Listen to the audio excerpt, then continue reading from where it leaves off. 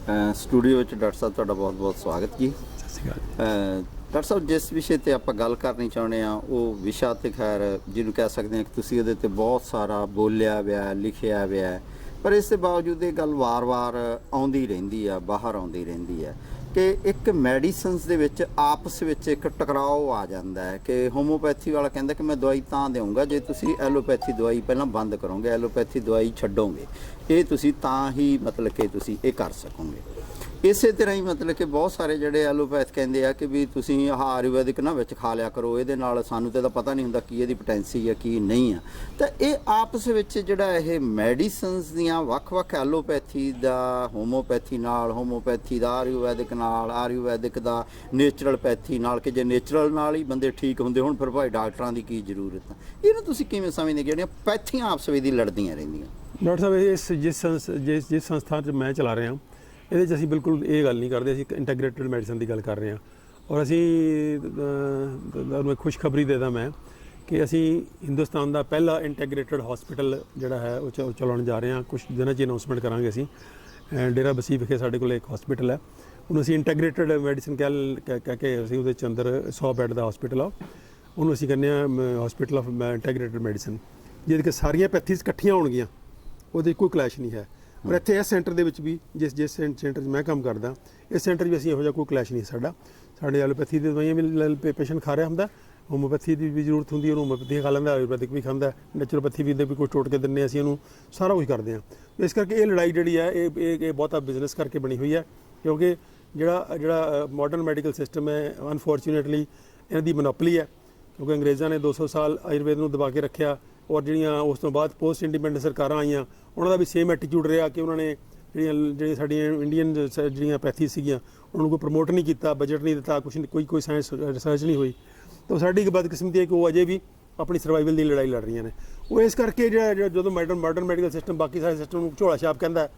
ਜਾਂ ਕੁਐਕਰੀ ਕਹਿੰਦਾ, ਤਾਂ ਉੱਥੋਂ ਫਿਰ ਕਿਤੇ ਨਾ ਕਿਤੇ ਗੱਲ ਜਿਹੜੀ ਆ ਉਹ ਵਿਗੜ ਜਾਂਦੀ ਹੈ। ਅਤੇ ਮੈਂ ਸਮਝਦਾ ਕਿ ਲੋੜ ਹੈ ਅੱਜ ਕਿ ਇੰਟੈਗਰੇਟਡ ਮੈਡੀਸਨ ਦੀ ਗੱਲ ਕੀਤੀ ਜਾਵੇ, ਕਿਉਂਕਿ ਹਰ ਪੈਥੀ ਜਿਹੜੀ ਸੁੰਦਰ ਹੈ ਖੈਰ ਮੇਰੀ ਤਾਂ ਪਰਸਨਲੀ ਮੈਂ ਖੁਸ਼ਕਿਸਮਤ ਹਾਂ ਕਿ ਮੈਨੂੰ MBBS ਤੋਂ ਸ਼ੁਰੂ ਸਮਝ ਆ ਗਈ ਸੀਗੀ ਕਿ ਇੰਟੈਗਰੇਟਡ ਹੀ ਵਧੀਆ। ਤਾਂ ਮੈਂ ਸ਼ੁਰੂ ਤੋਂ ਹੀ ਇਹ ਗੱਲ ਕਰਦਾ ਰਿਹਾ ਕਿ ਸਾਰੀਆਂ ਪੈਥੀ ਦੇ ਅੰਦਰ ਬਿਊਟੀਫੁਲ ਚੀਜ਼ਾਂ ਨੇ।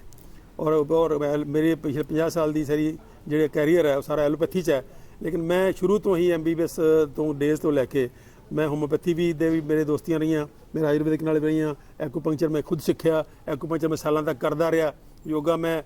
ਸਾਲਾਂ ਤੱਕ ਟੀਚਰ ਰਿਹਾ ਯੋਗਾ ਦਾ। ਤਾਂ ਇਹ ਮੇਰੀ ਖੁਸ਼ਕਿਸਮਤੀ ਕਹੋ ਕਿ ਮੈਂ ਇਸ ਜਿਹੜਾ ਇੰਟੈਗਰੇਟਡ ਸਿਸਟਮ ਨੂੰ ਸ਼ੁਰੂ 'ਚ ਹੀ ਅਡਾਪਟ ਕਰ ਲਿਆ। ਔਰ ਇਸੇ ਕਰਕੇ ਮੈਨੂੰ ਜਿਹੜਾ ਆਮ ਜਿਹੀਆਂ ਬਿਮਾਰੀਆਂ ਨੂੰ ਡੀਲ ਕਰਨ ਦਾ ਜਿਹੜੇ ਸਿੰਪਲ ਜਿਹੇ ਗੁਰ ਨੇ, ਸਿੰਪਲ ਜਿਹੇ ਟੈਕਨੀਕ ਆ ਗਏ ਜਿਹੜੇ ਕਿ ਹੁਣ ਮੈਂ ਉਹਦੇ ਨਾਲ ਕੋਸ਼ਿਸ਼ ਕਰ ਰਿਹਾ ਕਿ ਮੈਂ ਆਪਣੇ ਲੋਕਾਂ ਦੀ ਸੇਵਾ ਕਰ ਸਕਾਂ। ਨਹੀਂ ਡਾਕਟਰ ਸਾਹਿਬ, ਜਿੱਥੇ ਤੱਕ ਤਾਂ ਹੈਗਾ ਕਿ ਤੁਹਾਡੇ ਵਿਅਕਤੀਗਤ ਵਿਚਾਰ ਆ, ਤੁਹਾਡਾ ਐਕਸਪੀਰੀਅੰਸ ਆ, ਅਤੇ ਫਿਰ ਤੁਸੀਂ ਉਹਨੂੰ ਪ੍ਰੈਕਟਿਸਾਈਜ਼ ਵੀ ਕੀਤਾ, ਇਹ ਤਾਂ ਸਰ ਇੱਕ ਪੱਖ ਆ। ਪਰ ਇੱਕ ਦੂਜੇ ਪਾਸੇ ਡਾਕਟਰ ਸਾਹਿਬ ਇਹ ਕਿ ਪਿਛਲੇ ਲੰਮੇ ਸਮੇਂ ਦੇ ਵਿੱਚ ਇੱਕ ਕਾਫੀ ਇਹ ਪੰਜਾਬ ਦੇ ਵਿੱਚ ਬਹਿਸ ਵੀ ਚੱਲੀ ਸੀ ਅਤੇ ਉਹਦਾ ਇੱਕ ਵਿਸ਼ੇਸ਼ ਲਹਿਰ ਨਾਲ ਵੀ ਸੰਬੰਧ ਸੀਗਾ ਕਿ ਉਹ ਐਲੋਪੈਥਿਕ ਦ੍ਰਿਸ਼ਟੀਕੋਣ ਤੋਂ ਜਾਂ ਮਾਡਰਨ ਸਾਇੰਸ ਦੇ ਦ੍ਰਿਸ਼ਟੀਕੋਣ ਤੋਂ ਹੋਮੋਪੈਥੀ ਬਾਰੇ ਇਸ ਕਿਸਮ ਦੀਆਂ ਗੱਲਾਂ ਕਹਿੰਦੇ ਸੀਗੇ ਕਿ ਐਵੋਗੈਡਰੋ ਨੰਬਰ ਅਨੁਸਾਰ ਤਾਂ ਜਿਹਨੂੰ ਹਾਈਪੋਟੈਂਸੀ ਕਹਿੰਦੇ ਆ ਉਹਦੇ ਵਿੱਚ ਕੋਈ ਮਾਲੀਕਿਊਲ ਹੀ ਨਹੀਂ ਬਚਦਾ, ਕੋਈ ਐਟਮ ਹੀ ਨਹੀਂ ਬਚਦਾ ਗਾ, ਅਤੇ ਉਹ ਦਵਾਈ ਫਿਰ ਕੀ ਅਸਰ ਕਰੂਗੀ, ਅਤੇ ਵੀ ਇਹ ਤਾਂ ਸਿਰਫ ਪਲੈਸਬੋ ਇਫੈਕਟ ਨਾਲ ਮਰੀਜ਼ ਠੀਕ ਹੋ ਰਹੇ ਆ। ਇਸ ਕਿਸਮ ਦੀ ਇੱਕ ਲੰਮੀ ਗੱਲਬਾਤ ਚੱਲੀ, ਅਤੇ ਉਸ ਗੱਲਬਾਤ ਨੂੰ ਤੁਸੀਂ ਕਿਵੇਂ ਸਮਝਦੇ ਕਿ ਤੁਸੀਂ ਕਹਿ ਸਕਦੇ ਆ ਕਿ ਹੋਮੋਪੈਥੀ ਨੂੰ ਵੀ ਤੁਸੀਂ ਕੋਈ ਉਸ ਤਰ੍ਹਾਂ ਕਹਿੰਦੇ ਕਿ ਇਹ ਵੀ ਠੀਕ ਹੈਗੀ ਆ, ਅਤੇ ਐਲੋਪੈਥੀ ਦੀ ਤੁਹਾਡੀ ਟ੍ਰੇਨਿੰਗ ਹੈਗੀ ਹੈ, ਜੇ ਦਵਾਈ ਦਾ ਕੋਈ ਇੱਕ ਕਿਣਕਾ ਵੀ ਨਹੀਂ, ਇੱਕ ਅਣੂ ਵੀ ਨਹੀਂ, ਇੱਕ ਐਟਮ ਵੀ ਨਹੀਂ, ਤੇ ਫਿਰ ਉਹ ਕਿਵੇਂ ਠੀਕ ਕਰ ਸਕਦਾ? ਡਾਕਟਰ ਸਾਹਿਬ ਹੁਣ ਅਸੀਂ ਜਿਹੜੇ ਯੁੱਗ 'ਚ ਐਂਟਰ ਹੋ ਗਏ ਉਹਨੂੰ ਨੈਨੋ ਪਾਰਟੀਕਲ ਦਾ ਯੁੱਗ ਹੈ। ਉਹ ਅੱਜ ਗੱਲ ਹੋ ਰਹੀ ਕੁਆਂਟਮ ਹੀਲਿੰਗ ਦੀ। ਕੁਆਂਟਮ ਹੀਲਿੰਗ ਦਾ ਕੁਝ ਵੀ ਨਹੀਂ ਹੈ। ਕੁਆਂਟਮ ਹੀਲਿੰਗ 'ਚ ਤੁਹਾਡੀ ਜਿਹੜੀ ਚੇਤਨਾ ਹੈ, ਤੁਹਾਡੀ ਜਿਹੜੀ ਥਾਟ ਪ੍ਰੋਸੈਸ ਹੈ, ਉਹਨੂੰ ਕਨੈਕਟ ਕਰਨਾ ਹੈ ਖਾਸ ਢੰਗ ਨਾਲ, ਉਹਨੂੰ ਖਾਸ ਢੰਗ ਦੇ ਨਾਲ ਔਰਗਨਾਈਜ਼ ਕਰਨਾ, ਬਸ ਕੁਝ ਨਹੀਂ ਹੈ। ਔਰ placebo effect is a effect, placebo effect ਵੀ ਇਫੈਕਟ ਹੈ, ਉਹ ਕੋਈ ਐਵੇਂ ਨਹੀਂ ਹੈ। ਪਲੈਸੀਬੋ ਨਾਲ ਤਾਂ ਬਹੁਤ ਲੋਕ ਠੀਕ ਹੁੰਦੇ ਆ, ਤਾਂ ਪਲੈਸੀਬੋ ਨੂੰ ਆਪਾਂ ਨੂੰ ਕੰਡੈਮ ਨਹੀਂ ਕਰਨਾ ਚਾਹੀਦਾ। ਪਲੈਸੀਬੋ ਬਹੁਤ ਵਧੀਆ ਚੀਜ਼ ਹੈ। ਪਲੈਸੀਬੋ ਤਾਂ ਤੁਸੀਂ ਬੰਦੇ ਨੂੰ ਸੁਜੈਸਟ ਕਰ ਦਿਓ, ਸਵਾਦ ਦੀ ਪੁੜੀ ਨਾਲ ਵੀ ਠੀਕ ਹੋ ਜਾਂਦਾ। ਜੇ ਬੰਦੇ ਦਾ ਫੇਥ ਹੈ ਤਾਂ ਸਵਾਦ ਦੀ ਪੁੜੀ ਨਾਲ ਵੀ ਠੀਕ ਹੋ ਜਾਊਗਾ। ਜੇ ਬੰਦੇ ਦਾ ਫੇਥ ਕਿਸੇ ਰਿਲੀਜਨ 'ਚ ਹੈ, ਮੰਨ ਲਓ ਗੁਰਬਾਣੀ 'ਚ ਫੇਥ ਹੈ ਕਿਸੇ ਦਾ, ਅਤੇ ਗੁਰਬਾਣੀ ਦੀਆਂ ਤੁਕਾਂ ਵੀ ਜਿਹੜੀਆਂ ਨੇ ਉਹਨੂੰ ਠੀਕ ਕਰ ਦੇਣਗੀਆਂ। ਸੋ ਇਸ ਕਰਕੇ ਇਹ ਅੱਜ ਕਿਉਂਕਿ ਮਨੁੱਖ ਜਿਹੜਾ ਹੈ, ਅੱਜ ਆਪਾਂ ਜਿਸ ਐਰਾ 'ਚ ਐਂਟਰ ਹੋ ਗਏ ਹਾਂ, ਉਹ ਕੁਆਂਟਮ ਫੀਲਡ ਦਾ, ਕੁਆਂਟਮ ਊਰਜਾ ਦਾ ਯੁੱਗ ਹੈ। ਉਹ ਨਿਊਟਨ ਦਾ ਯੁੱਗ ਨਹੀਂ ਰਿਹਾ। ਨਿਊਟਨ ਦਾ ਯੋਗ ਲੰਗ ਲੱਦ ਗਿਆ ਜਦੋਂ ਕਿ ਪਦਾਰਥ ਪ੍ਰਾਇਮਰੀ ਸੀਗਾ। ਨਾ ਪਦਾਰਥ is no more a primary thing, ਪਦਾਰਥ ਪ੍ਰਾਇਮਰੀ ਨਹੀਂ ਹੈਗਾ, ਹੁਣ ਊਰਜਾ ਪ੍ਰਾਇਮਰੀ ਹੈ। ਤਾਂ ਊਰਜਾ ਦਾ ਜਿਹੜਾ ਸਾਰਾ ਖੇਲ ਹੈ ਇਹ ਸਾਰੇ ਕਾਸਮੋਸ ਦੇ ਵਿੱਚ ਜਿਹੜਾ ਹੈਗਾ, ਉਸ ਊਰਜਾ ਦੇ ਖੇਲ 'ਚ ਹੋਮੋਪੈਥੀ ਵੀ ਹੈਗੀ ਹੈ। ਹੋਮੋਪੈਥੀ ਨੂੰ ਕਹਿ ਲਓ ਤੁਸੀਂ ਮੋਲੀਕੂਲ ਨੇ, ਮੋਲੀਕੂਲ ਦੀ ਲੋੜ ਹੀ ਨਹੀਂ, ਨੈਨੋ ਪਾਰਟੀਕਲ ਜਿਹੜੇ ਨੇ ਕਿਸੇ ਵੀ ਚੀਜ਼ ਦੇ ਉਹਦੇ 'ਚ ਪਰ ਉਹਦੇ ਵਿੱਚ ਡਾਕਟਰ ਸਾਹਿਬ ਇਹ ਕਿ ਵੀ ਜੇ ਅਸੀਂ ਇਹ ਨੈਨੋ ਪਾਰਟੀਕਲ ਦੀ ਗੱਲ ਜਾਂ ਕੁਆਂਟਮ ਫਿਜ਼ਿਕਸ ਦੀ ਗੱਲ ਕਰੀਏ ਤੇ ਫਿਰ ਉਸ ਆਧਾਰ ਤੇ ਵੀ ਹੋਮੋਪੈਥੀ ਨੂੰ ਕੀ ਆਪਣੇ ਆਪ ਨੂੰ ਪ੍ਰੂਵ ਨਹੀਂ ਕਰਨਾ ਚਾਹੀਦਾ? ਜੇ ਉਹ ਆਪਣੇ ਆਪ ਨੂੰ ਪ੍ਰੂਵ ਨਹੀਂ ਕਰਦੀ, ਉਹਨੂੰ ਜੇ ਆਪਣੇ ਆਪ ਨੂੰ ਪ੍ਰੂਵ ਨਹੀਂ ਕਰਦੀ ਤਾਂ ਫਿਰ ਡਾਊਟ ਜਾਂ ਸ਼ੰਕੇ ਤਾਂ ਰਹਿਣਗੇ। ਕੰਟਰੋਲ ਸਟੱਡੀਜ਼ ਹੋਈਆਂ ਨੇ, ਕੰਟਰੋਲ ਸਟੱਡੀਜ਼ ਨੇ ਬਕਾਇਦਾ ਕੰਟਰੋਲ ਸਟੱਡੀਜ਼ ਹੈਗੀਆਂ ਹੋਮੋਪੈਥੀ ਦੀਆਂ ਕਿ ਇਸ ਬਿਮਾਰੀ 'ਚ ਇੰਨੇ ਨੂੰ ਹੋਮੋਪੈਥੀ ਦਿੱਤੀ ਗਈ, ਇੰਨੇ ਨੂੰ ਨਹੀਂ ਦਿੱਤੀ ਗਈ, ਉਹਦੇ 'ਚ ਜ਼ਿਆਦਾ ਲੋਕ ਠੀਕ ਹੋਏ। ਔਰ ਕੋਈ ਪੈਥੀ ਨਹੀਂ ਚੱਲ ਸਕਦੀ ਅਗਰ ਉਹਦਾ ਠੀਕ ਨਹੀਂ ਹੋਊਗੀ ਤਾਂ। ਵੈਸੇ ਬਹੁਤ ਸਾਰੀਆਂ ਸਟੱਡੀਜ਼ ਹੋਈਆਂ ਨੇ, ਵੈਸੇ ਤਾਂ ਬੜੀਆਂ ਵੰਡਰਫੁਲ ਸਟੱਡੀਜ਼ ਹੋਈਆਂ ਨੇ। WHO ਦੀ ਆਪਣੀ ਸਟੱਡੀ ਹੈਗੀ ਆ ਕਿ ਤੁਸੀਂ ਮਰੀਜ਼ ਦਵਾਈ ਦਿਓ 70% ਮਰੀਜ਼ ਸਭ ਦੇ ਠੀਕ ਹੁੰਦੇ ਆ। ਹੋਮੋਪੈਥੀ ਦੇ ਦਿਓ, ਆਯੁਰਵੈਦਿਕ ਦੇ ਦਿਓ, ਐਲੋਪੈਥੀ ਦੇ ਦਿਓ, 30% ਅੜਦੇ ਆ। ਫਿਰ ਤਾਂ ਪਿੰਡਾਂ 'ਚ ਸਾਧ ਬੈਠੇ ਸੀ ਕੀ ਮਾੜੇ ਸੀ ਜੀ, ਐਵੇਂ ਭਜਾਉਂਦੇ ਰਹੇ ਉਹਨਾਂ ਨੂੰ। ਹਾਂ ਬਿਲਕੁਲ ਨਾ, ਮੈਂ ਤਾਂ ਸੈਕਟਰੀ 'ਚ ਕਹਿਣਾ, ਸੈਕਟਰੀ ਦੀ ਫਾਰ ਐਗਜ਼ਾਮਪਲ ਜਿਹੜੇ ਸਾਡੇ ਪੁਰਾਣੇ ਹੀਲਰ ਸੀਗੇ ਸੈਕਟਰੀ ਦੇ, ਸਿਰ ਮਾਰਦੀਆਂ ਹੁੰਦੀਆਂ ਸੀ ਬੀਬੀਆਂ, ਉਹ ਖੜ੍ਹਦੇ ਹੁੰਦੇ ਸੀ। ਅੱਜ ਦੀ ਮਾਡਰਨ ਸੈਕਟਰੀ ਨਾਲੋਂ ਕਿਤੇ ਬੈਟਰ ਸੀਗੀਆਂ ਉਹ, ਕਿ ਅੱਜ ਦੀ ਮਾਡਰਨ ਸੈਕਟਰੀ ਤਾਂ ਬਹੁਤ ਹੀ ਕਿਲਿੰਗ ਹੈ। ਅੱਜ ਦੀ ਮਾਡਰਨ ਸੈਕਟਰੀ ਜਿਹੜੀ ਹੈ, ਜਿਹੜਾ ਬੰਦਾ ਦਵਾਈਆਂ ਤੇ ਪੈ ਜਾਂਦਾ ਹੈ ਤਾਂ ਮੁੜ ਕੇ ਦਵਾਈਆਂ ਛੱਡ ਹੀ ਨਹੀਂ ਸਕਦਾ। ਬੱਤ ਦਵਾਈਆਂ ਖਾ ਰਿਹਾ, ਉਹ ਸਿਰ ਮਾਰ ਕੇ ਕਮ ਸੇ ਕਮ ਹਫ਼ਤਾ 10 ਦਿਨ ਸਿਰ ਮਾਰ ਮੁੜ ਕੇ ਠੀਕ ਤਾਂ ਹੋ ਜਾਂਦੀਆਂ ਸੀ ਨਾ। ਨਹੀਂ, ਉਹਦੇ 'ਚ ਇੱਕ ਪੋਰਸ਼ਨ ਤਾਂ ਸੀ ਜੀ ਕਥਾਰਸਿਸ ਵਾਲਾ ਜਾਂ ਸਿਰ ਮਾਰਨ ਵਾਲਾ, ਇੱਕ ਜਿਹੜਾ ਦੂਜਾ ਪੋਰਸ਼ਨ ਸੀਗਾ ਕਿ ਜਿਹੜੇ ਚਿਮਟੇ ਮਾਰਨ ਵਾਲਾ, ਤੇ ਉਹ ਬਹੁਤ ਸਾਰੇ ਮਾਕੇ ਮਰੀਜ਼ਾਂ ਨੂੰ ਨਿੱਜੀ ਤੌਰ ਤੇ ਅਸੀਂ ਮਤਲਬ ਕਿ ਤੁਹਾਡੇ ਕੋਲੇ ਜਾਂ ਹੋਰ ਆਪਣੇ ਡਾਕਟਰ ਦੋਸਤਾਂ ਕੋਲੇ ਲੈ ਕੇ ਗਏ ਕਿ ਭਾਈ ਇਹਨਾਂ ਦੇ ਆ ਜ਼ਖਮ ਠੀਕ ਕਰੋ। ਉਹ ਵੀ ਤਾਂ ਫਿਰ ਉਹਦਾ ਇੱਕ ਉਹ ਚਿਮਟੇ ਸੀਗੇ ਤਾਂ ਜਿਹੜੀਆਂ ਦਵਾਈਆਂ ਦੇ ਚਿਮਟੇ ਪੈਂਦੇ ਉਦੋਂ ਕੋਈ ਬਹੁਤੇ ਚੰਗੇ ਨਹੀਂ ਹੈਗੇ। ਆਪਾਂ ਜਿਹੜਾ ਕੰਪੈਰੀਜ਼ਨ ਕਰਦੇ ਨਾ, ਤੁਸੀਂ ਰੈਸ਼ਨਲ ਸੁਸਾਇਟੀ ਦੀ ਗੱਲ ਕਰ ਰਹੇ ਹੋ ਨਾ, ਰੈਸ਼ਨਲ ਸੁਸਾਇਟੀ ਜਿਹੜੀ ਹੈ ਜਿਹੜੀ ਸਾਇੰਸ ਮੰਨਦੀ ਹੈ ਇਹਨੂੰ ਬਲਾਈਂਡਲੀ, ਉਹ ਵੈਕਸੀਨੇਸ਼ਨ ਦੀ ਵੀ ਸਪੋਰਟ ਕਰੀ ਜਾ ਰਹੇ ਹੈ, ਉਹ ਮਾਡਰਨ ਮੈਡੀਕਲ ਦੀ ਦਵਾਈਆਂ ਦੀ ਵੀ ਸਪੋਰਟ ਕਰੀ ਜਾ ਰਹੇ ਹੈ। ਇਹ ਕਿਤੇ ਨਾ ਕਿਤੇ ਸਾਇੰਸ ਦੇ ਨਾਂ 'ਤੇ ਜਿੰਨੀ ਇਸ ਵਾਰੀ ਇਰਰੈਸ਼ਨੈਲਿਟੀ ਸਾਇੰਸ ਦੇ ਨਾਂ 'ਤੇ ਹੋ ਰਹੀ ਹੈ, ਉਨੀ ਇਰਰੈਸ਼ਨੈਲਿਟੀ ਕਿਸੇ ਧਰਮ ਦੇ ਨਾਂ 'ਤੇ ਨਹੀਂ ਹੋਈ ਅੱਜ ਤੱਕ। ਮੈਂ ਸਮਝਦਾ ਅੱਜ ਸਭ ਤੋਂ ਵੱਡੀ ਜਿਹੜੀ ਤਰਕਹੀਨਤਾ ਹੋ ਰਹੀ ਹੈ ਉਹ ਵਿਗਿਆਨ ਦੇ ਨਾਂ 'ਤੇ ਹੋ ਰਹੀ ਹੈ। ਕਿਉਂਕਿ ਆਹ ਤੁਹਾਡਾ ਵੈਕਸੀਨੇਸ਼ਨ ਸਾਰੀ ਤਰਕਹੀਨ ਹੈ, ਟੋਟਲ ਤਰਕਹੀਨ ਹੈ, ਕੋਈ ਤਰਕ ਹੀ ਨਹੀਂ ਹੈ। ਨਾ ਮਾਸਕ ਲਾਉਣ 'ਤੇ ਕੋਈ ਤਰਕ ਹੈ, ਨਾ ਸੋਸ਼ਲ ਡਿਸਟੈਂਸਿੰਗ ਕੋਈ ਤਰਕ ਹੈ, ਕਿਸੇ ਦੇ ਗੱਲ 'ਚ ਕੋਈ ਤਰਕ ਨਹੀਂ ਹੈ। ਇਹ ਤਰਕਹੀਨਤਾ ਜਿਹੜੀ ਹੈ ਕਿਤੇ ਉਹ ਜਿਹੜੀ ਵਹਿਮਾਂ ਭਰਮ ਵਾਲੀ ਤਰਕਹੀਨਤਾ ਨਾਲੋਂ ਘੱਟ ਨੁਕਸਾਨ ਕਰ ਰਹੀ ਹੈ। ਉਹ ਵਹਿਮ ਭਰਮ ਤਾਂ ਲੋਕ ਛੱਡ ਗਿਆ। ਕਿੰਨੇ ਕੁ ਲੋਕ ਵਹਿਮ ਭਰਮ ਕਰਦੇ ਆ, ਕਿੰਨੇ ਕੁ ਲੋਕ ਭੂਤਾਂ ਨੂੰ ਮੰਨਦੇ ਆ, ਕਿੰਨੇ ਕੁ ਲੋਕ ਚੜੇਲਾਂ ਨੂੰ ਮੰਨਦੇ ਹੁਣ, ਉਹ ਸਮੇਂ ਦੇ ਨਾਲ ਲੱਗ ਜਾਂਦੀਆਂ ਗੱਲਾਂ। ਆਪਾਂ ਵੈਕਸੀਨੇਸ਼ਨ ਵਾਲੀ ਗੱਲ ਇਸ ਕਰਕੇ ਨਹੀਂ ਕਰਨਾ ਚਾਹੁੰਦੇ ਕਿਉਂਕਿ ਉਹ ਲੰਮਾ ਚੌੜਾ ਟੌਪਿਕ ਹੈ ਡਾਕਟਰ ਸਾਹਿਬ, ਪਰ ਫਿਰ ਵੀ ਮਤਲਬ ਕਿ ਕਿਉਂਕਿ ਇਹ ਹੌਟ ਟੌਪਿਕ ਹੈ ਜਾਂ ਬਰਨਿੰਗ ਟੌਪਿਕ ਹੈਗਾ, ਕੀ ਮਤਲਬ ਕਿ ਫਿਰ ਤੁਹਾਨੂੰ ਇਹ ਲੱਗਦਾ ਹੈਗਾ ਕਿ ਜਿਹੜਾ ਦਾਅਵਾ ਕੀਤਾ ਜਾਂਦਾ ਹੈਗਾ ਕਿ ਇਹ ਸਮਾਲ ਪੌਕਸ ਨੂੰ ਜਾਂ ਇਹਨੂੰ ਰੈਡੀਕੇਟ ਕੀਤਾ ਜਾਂ ਪੋਲੀਓ ਨੂੰ ਰੈਡੀਕੇਟ ਕੀਤਾ, ਕੀ ਮਤਲਬ ਕਿ ਇਹ ਵੈਕਸੀਨੇਸ਼ਨ ਤੁਹਾਨੂੰ ਲੱਗਦਾ ਕਿ ਇਹ ਵੀ ਇੱਕ ਮਿੱਥ ਹੀ ਹੈ? ਨਹੀਂ, ਮਿੱਥ ਨਹੀਂ ਹੈ, ਪਰ ਉਹਨੂੰ ਐਗਜ਼ੈਜਰੇਟ ਕੀਤਾ ਗਿਆ, ਬਹੁਤ ਐਗਜ਼ੈਜਰੇਟ ਕੀਤਾ ਗਿਆ। ਫਾਰ ਐਗਜ਼ਾਮਪਲ ਇਹ ਫਿਰ ਤੁਸੀਂ ਆਪੀ ਗੱਲ ਕੀਤੀ ਹੈ ਵੀ ਲੰਬਾ ਚੌੜਾ ਵਿਸ਼ਾ। ਮੀਜ਼ਲ ਦਾ ਵੈਕਸੀਨ ਆਉਣ ਤੋਂ ਪਹਿਲਾਂ ਮੀਜ਼ਲ ਅਮਰੀਕਾ 'ਚ ਲਗਭਗ ਖਤਮ ਹੋ ਚੁੱਕੀ ਸੀ, ਬਹੁਤ ਡਿਕਲਾਈਨ ਕਰ ਗਈ ਸੀ। ਸੇਮ ਸਮਾਲ ਪੌਕਸ ਦਾ, ਤੁਸੀਂ ਕਹਿੰਦੇ ਸਮਾਲ ਪੌਕਸ ਵੈਕਸੀਨੇਸ਼ਨ ਖਤਮ ਹੋ ਗਈ, ਪਲੇਗ ਕਦ ਨਾਲ ਖਤਮ ਹੋ ਗਈ? ਮਤਲਬ ਉਹ ਪੈਰਲਲ ਜਵਾਬ ਦੇ ਦਿਓ ਵੀ ਪਲੇਗ ਵੀ ਤਾਂ ਖਤਮ ਹੋਈ ਨਾ, ਉਹਦਾ ਤਾਂ ਕੋਈ ਵੈਕਸੀਨ ਨਹੀਂ ਸੀਗਾ, ਉਹ ਵੀ ਖਤਮ ਹੋ ਗਈ।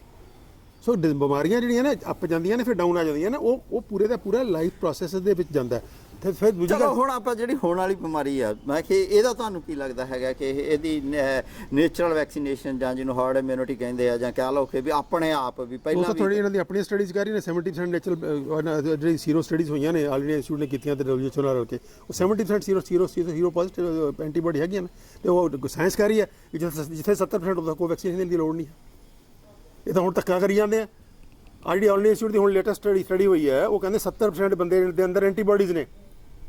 ਔਰ ਜਿੱਥੇ 70% ਔਰ ਉਹਨਾਂ ਦੇ ਆਪਣੀ ਸਟੱਡੀਜ਼ ਕਰ ਰਹੀਆਂ ਨੇ ਕਿ ਜਿੱਥੇ 70% ਐਂਟੀਬਾਡੀਜ਼ ਹੋਣ ਉੱਥੇ ਵੀ ਟੀਕਾ ਕਰਨ ਦੀ ਵੈਸੇ ਲੋੜ ਨਹੀਂ ਹੁੰਦੀ। ਕਿਉਂ ਕਰੀ ਜਾਂਦੇ ਤੁਸੀਂ ਟੀਕਾ? ਤੇ ਜਿਹੜਾ ਹੁਣ ਸੈਕਿੰਡ ਤੋਂ ਬਾਅਦ ਹੁਣ ਫਿਰ ਕਿਹਾ ਜਾਂਦਾ ਕਿ ਥਰਡ ਵੀ ਵੇਵ ਆਊਗੀ ਤੇ ਮੈਂ ਕਿ ਫਿਰ ਨੰਬਰ ਵਧਣਗੇ, ਫਿਰ ਬੰਦੇ ਮੈਂ ਕਿ ਹਸਪਤਾਲਾਂ ਦੱਸੋ ਕਿਹੜੀ ਸਾਇੰਸ ਹੈ ਵੀ ਜਿਹੜੀ ਇਹਨੂੰ ਦੱਸ ਦਿੰਦੀ ਹੈ ਵੀ ਫਸਟ ਤੋਂ ਬਾਅਦ ਸੈਕਿੰਡ ਵੇਵ ਆਊਗੀ ਤੇ ਉਹ ਇੱਦਾਂ ਹੋਊਗੀ ਤੇ ਥਰਡ ਵੇਵ ਆਊਗੀ ਤੇ ਬੱਚਿਆਂ ਨੂੰ ਇਫੈਕਟ ਕਰੂ? ਕਿਹੜੀ ਸਾਇੰਸ ਹੈ? ਦੇयर इज नो ਸਾਇੰਸ। ਇੱਕ ਡਰਾਉਣ ਦਾ ਤਰੀਕਾ ਬਣਾ ਲਿਆ ਇਹਨਾਂ ਨੇ। ਦੇयर इज नो ਸਾਇੰਸ ਕਿ ਜਿਹਦੇ ਸਿਰ ਤੇ ਪ੍ਰੈਡਿਕਟ ਕਰ ਸਕਣ। ਇਹ ਫਿਕਸ਼ਨ ਨੂੰ ਫਿਰ ਕ੍ਰੀਏਟ ਕੌਣ ਕਰਦਾ? ਫਿਕਸ਼ਨ ਬੈਠੇ ਬੌਸ ਬੈਠੇ ਇਹਨਾਂ ਦੇ ਅਮਰੀਕਾ 'ਚ ਬੈਠੇ, ਉੱਥੇ ਪਲੈਨਿੰਗ ਕਰਦੇ ਉਹ ਫਾਚੀ ਬੈਠਾ ਹੈ, ਉਹ ਬਿਲ ਗੇਟਸ ਬੈਠਾ ਹੈ, ਉਹ ਸਾਰੇ ਜਿਹੜੇ ਸਾਰੇ WHO ਦੇ ਨਾਲ ਲੱਗਿਆ ਹੋਇਆ। ਇਹ ਕਿਤੇ ਨਾ ਕਿਤੇ ਫਾਰਮਾ ਕੰਪਨੀਆਂ ਨੇ ਪਲੱਸ ਉਹਨਾਂ ਦੇ ਹੋਰ ਪੋਲੀਟੀਕਲ ਇੰਟਰਸਟ ਨੇ ਤੇ ਜੀਓ ਫਿਰ ਪੋਲਿਟਿਕਸ ਇਹਨਾਂ ਨਾਲ ਲੜਨ ਦਾ ਤੁਹਾਨੂੰ ਕੀ ਤਰੀਕਾ ਲੱਗਦਾ ਜੀ ਵੀ ਕਿਵੇਂ ਫਿਰ ਇਹਨਾਂ ਨੂੰ ਰੋਕਿਆ ਕਿਵੇਂ ਜਾ ਸਕਦਾ ਕਿਉਂਕਿ ਅਕਸਰ ਤਾਂ ਹਿਊਮਨ ਬੀਇੰਗ ਨੂੰ ਇਫੈਕਟ ਬਹੁਤ ਕਰਦੀ ਹੈ ਕਿ ਵੀ ਇਸ ਲੈਵਲ ਤੇ ਨਾ ਵੀ ਇਫੈਕਟ ਕਰੇ ਕਿ ਬਈ ਬੰਦੇ ਬਿਮਾਰ ਹੋਣ ਜਾਂ ਨਾ ਹੋਣ ਦੂਸਰਾ ਵੱਡੀ ਪੱਧਰ ਤੇ ਇਫੈਕਟ ਤਾਂ ਹੋ ਹੀ ਰਿਹਾ ਬਹੁਤ ਤਬਾਹ ਹੋ ਰਿਹਾ ਫੈਕਟਰੀ ਨਿਕਲ ਹੋ ਰਿਹਾ ਕਿ ਅਰਥਚਾਰਾ ਮੈਂ ਕਿ ਗਰੀਬ ਬੰਦੇ ਦਾ ਜੀਣਾ ਦੁੱਭਰ ਹੋ ਪੂਰੀ ਗਿਆ ਹੈ ਇਕੱਲੇ ਅਰਥਚਾਰੇ ਤੋਂ ਲੈ ਕੇ ਸਾਈਕੋਲੋਜੀ ਤੋਂ ਲੈ ਕੇ ਤੁਰ ਤੁਹਾਡੀ ਅੰਦਰ ਮਨੁੱਖਤਾ ਜਿਹੜੀ ਮਰ ਰਹੀ ਹੈ ਕਿਉਂਕਿ ਮੈਂ ਤਾਂ ਐਜੂਕੇਸ਼ਨ ਨਾਲ ਸੰਬੰਧ ਰੱਖਦਾ ਜੀ ਤੇ ਐਜੂਕੇਸ਼ਨ ਦਾ ਹਾਲ ਇਹ ਹੈ ਕਿ ਮੈਂ ਕਿ ਇੱਕ ਵਾਰੀ ਜਿਹੜੀ ਜਿਹੋ ਜਿਹੀ ਵੀ ਐਜੂਕੇਸ਼ਨ ਸੀਗੀ ਉਹ ਸਿਸਟਮ ਟੋਟਲ ਫੇਲ ਹੋ ਚੁੱਕਿਆ ਹੈ ਮੈਂ ਕਿਹਾ ਬਿਲਕੁਲ ਹੀ ਬੰਦ ਕਰਤੇ ਕਿ ਸਾਡੀਆਂ ਲੈਬਸ ਬੰਦ ਨੇ ਸਾਡੀਆਂ ਲਾਇਬ੍ਰੇਰੀ ਬੰਦ ਨੇ ਸਾਡਾ ਜਿਹੜਾ ਕਲਾਸਰੂਮ ਇੰਟਰੈਕਸ਼ਨ ਆ ਉਹ ਬੰਦ ਹੈਗਾ ਤੇ ਉਸ ਹਾਲਤ ਦੇ ਵਿੱਚ ਜਿਨ੍ਹਾਂ ਬੱਚਿਆਂ ਨੇ 1.5 ਸਾਲ ਸਕੂਲ ਨਹੀਂ ਗਏ ਉਹ ਬੱਚਿਆਂ ਦਾ ਤੁਸੀਂ ਹਾਲ ਦੇਖੋ ਅਲਟੀਮੇਟਲੀ ਟੋਟਲ ਬ੍ਰੇਕ ਹੋ ਗਿਆ ਉਹਨਾਂ ਦਾ ਤੁਸੀਂ ਤਬਾਹ ਕਰ ਰਹੇ ਹੋ ਤੁਸੀਂ ਕੌਮ ਨੂੰ ਤਬਾਹ ਕਰ ਰਹੇ ਹੋ ਤੁਸੀਂ ਔਰ ਇਹ ਸਾਰਾ ਇੰਡੀਆ 'ਚ ਹੋ ਰਿਹਾ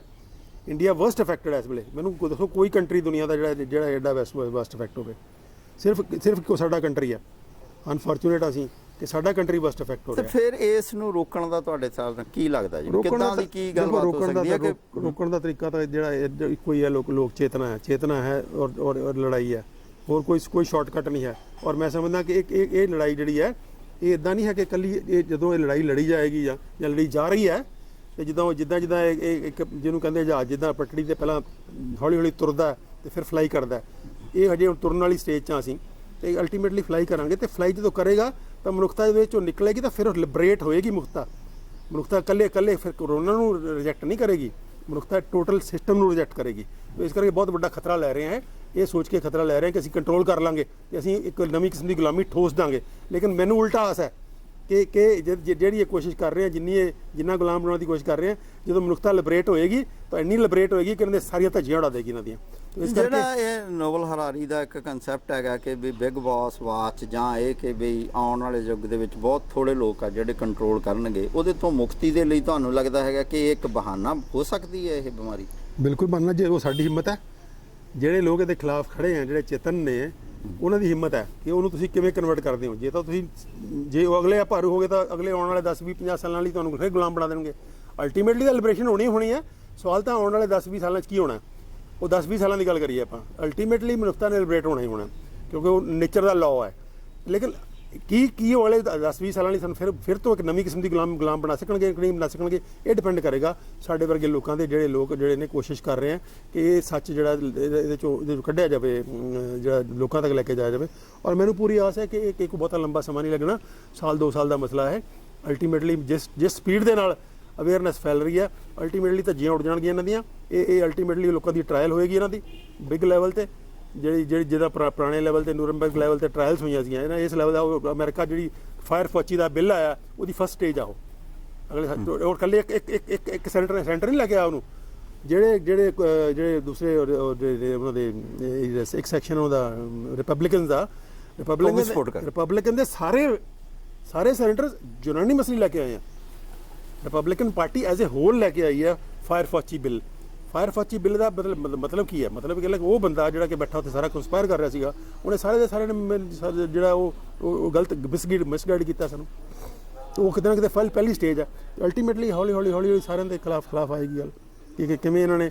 ਇੱਕ ਖਾਸ ਲੈਵਲ ਦੀ ਪਲੈਨਿੰਗ ਕਰਕੇ ਉਹ ਮਨੁੱਖਤਾ ਨੂੰ ਖਾਸ ਲੈਵਲ ਤੇ ਡੈਮੇਜ ਕਰਨ ਦੀ ਕੋਸ਼ਿਸ਼ ਕੀਤੀ ਚਲੋ ਇਹ ਜਿਹੜੀਆਂ ਸਮੱਸਿਆਵਾਂ ਇਹ ਹੁਣ ਕਿ ਜਿਹਨੂੰ ਕਹਿ ਸਕਦੇ ਹਾਂ ਕਿ ਵਰਲਡ ਆਰਡਰ ਇੱਕ ਹੋ ਗਿਆ ਗਲੋਬਲ